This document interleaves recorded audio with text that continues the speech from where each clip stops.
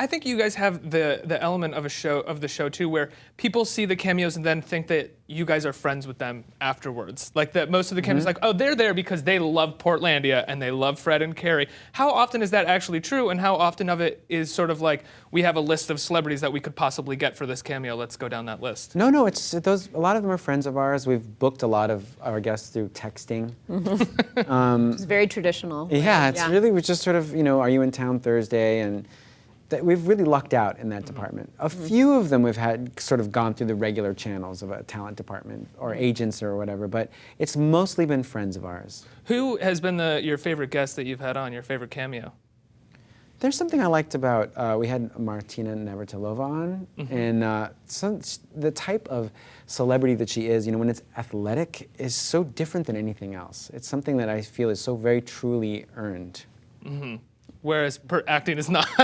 Well, I mean, everything is always earned, but it's very different than anything I know. That's what I mean by that. That it's like it's so foreign to me. Carrie? Yeah, I mean, having the Portland Trailblazers on this year, the starting lineup was very surreal.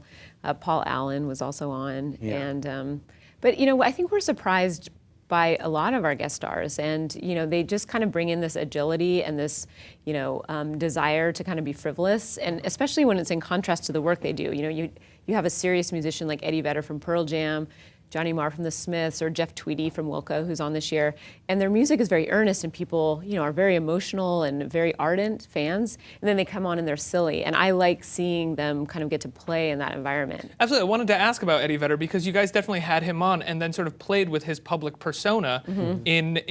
Was he comfortable with that? How did you pitch that to him?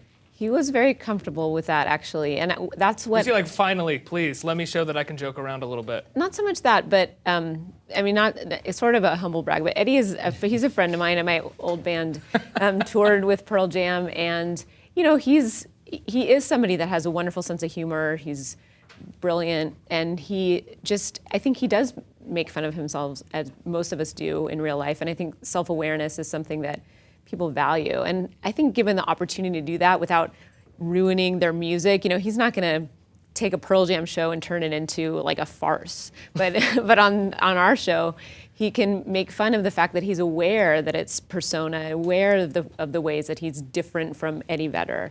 And I think that kind of exploration is really revealing and rewarding for people.